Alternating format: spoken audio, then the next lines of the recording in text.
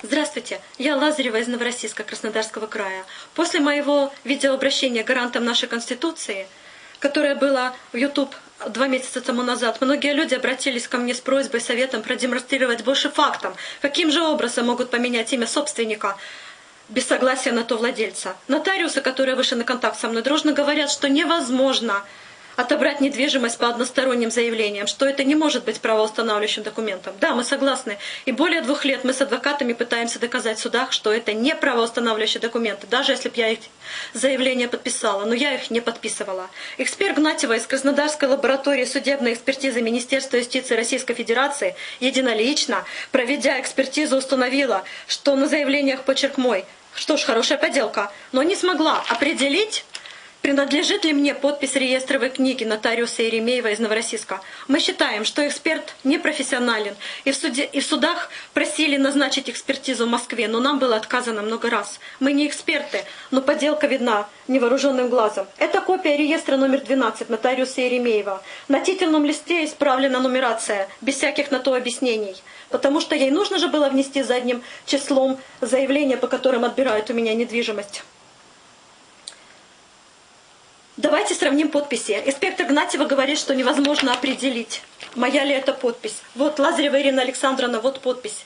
Это не моя подпись вообще. Почему? Потому что 3 числа, вот 3-10, я была у нее на приеме и давала доверенность на управление машиной Андрею, моему сыну Андрею Лазареву. И здесь действительно моя подпись. Если вы сравните 2 эти подписи, то видно невооруженным глазом, насколько они отличаются друг от друга. Не нужно быть экспертом для этого. Теперь вернемся к нумерации. Начинается лист 77, 26, 27, 28. Потом идут номера, по которым недвижимость убирают у меня 29-33, что недопустимо. И заканчивается лист 77-39. Если мы посмотрим на следующий день, это будет 3-10-2002 года. Тут непонятно начинается 51, когда я делала доверенность на сына, 52, 53. Потом вдруг идет 34, 35 и заканчивается лист тем же самым 77-39, то, что и было 2002 года. То, что и было 2 октября 2002 года. А вот самая главная строчка, по которой у меня отбирают недвижимость. Лазарева Ирина Александровна, а здесь непонятно, что написано. Заявление записано одной записью через черточку. Ну какие заявления? Какие-то согласия на продажу. Причем и сама запись не с оговоренными исправлениями. Вывод.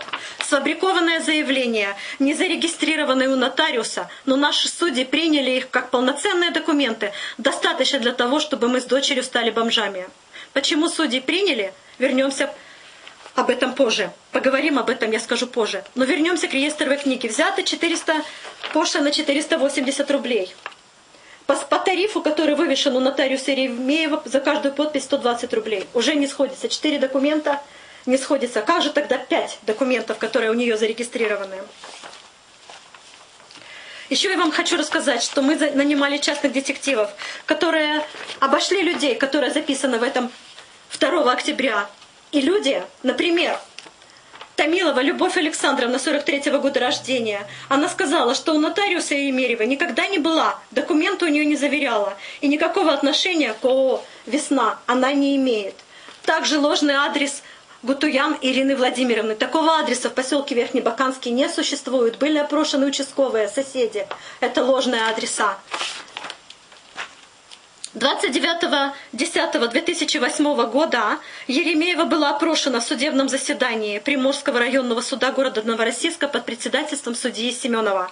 И Еремеева на этом судебном заседании заявила, что визировала не 5 заявлений, а 2. У нас имеется протокол судебного заседания, он же находится и в делах Приморского районного суда. Также выяснилось, что эти заявления сфабрикованы в единственном экземпляре. Нет копий в делах нотариуса.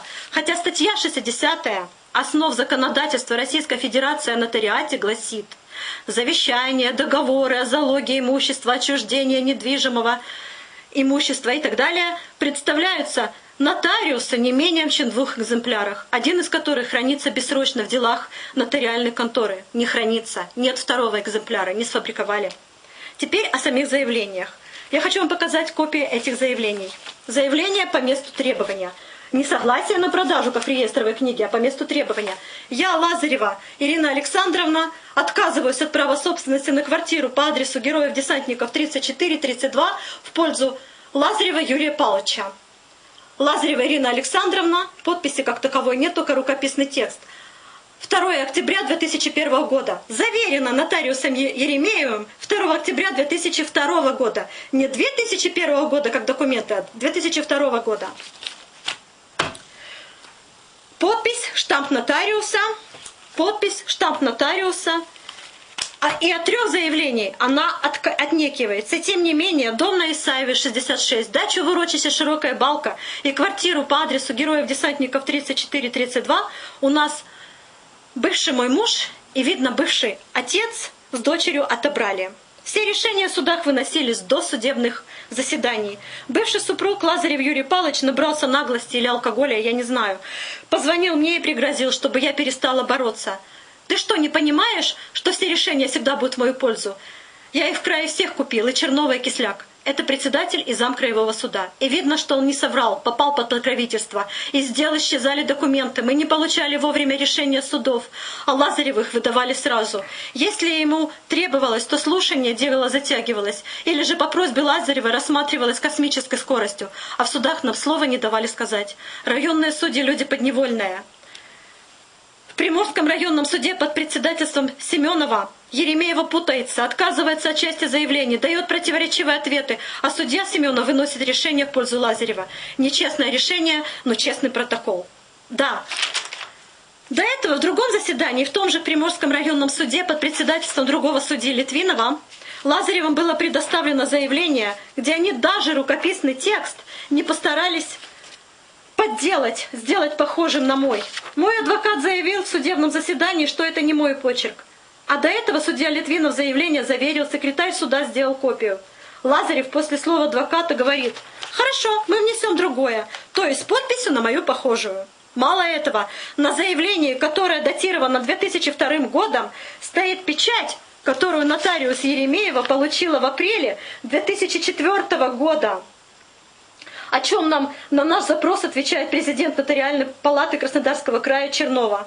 У всех возник резонный вопрос. Вы были в браке 20 лет, у вас совместная дочь. Почему вы не поделили имущество? Лазарев от раздела имущества отказался. Есть определение в Октябрьском районном суде, которое вынесла судья Иванова. Сразу после развода Лазарев купил себе дом в Краснодаре по улице Кузнечная, 122. Затем купил дом с мотелем по улице Янтарная, 3 и Светлая, 30 в Геленджике на имя новой супруги. Да, официально от раздела имущества отказался, а сам все движимое имущество, то есть мебель и так далее, из дома по адресу Исаева 66 вывез в свои новые дома. Организовал выкопку растений с дачного участка. 27 января этого года состоится суд по лишению меня права на прописку по улице Героев-Десантников 34-32. Эту квартиру мы с сыном Андреем от первого брака с Додоновым получили от новоросскомбината, так как попали под выселение из санитарной зоны. Лазарев в отношениях к санитарной зоне никакого и не имел. Но, изготовив поддельное заявление, он стал собственником и этой квартиры.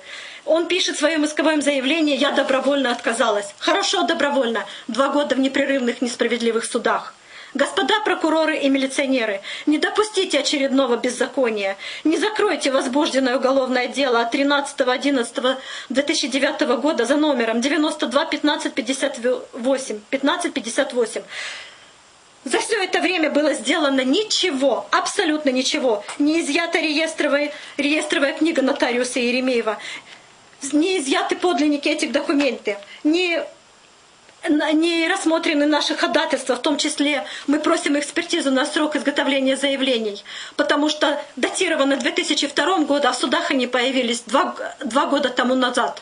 У нас уже есть опыт, когда возбужденное уголовное дело закрывается под давлением Краснодара. Особый привет я передаю следователям прокуратуры Новороссийска Макрову и Глушко, которых все были основания для проведения комплексной проверки, но они ничего не сделали, а их ответы достойные рубрики «Анекдоты» или «Нарочно не придумаешь».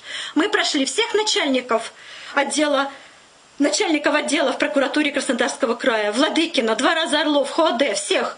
Но все видят, удивляются, обещают помочь, а потом, видно, узнают фамилии покровителей, и все заканчивается. Риторический вопрос. До каких пор россияне будут искать правду не в России, а в Страсбурге? Буду признательна за любую помощь.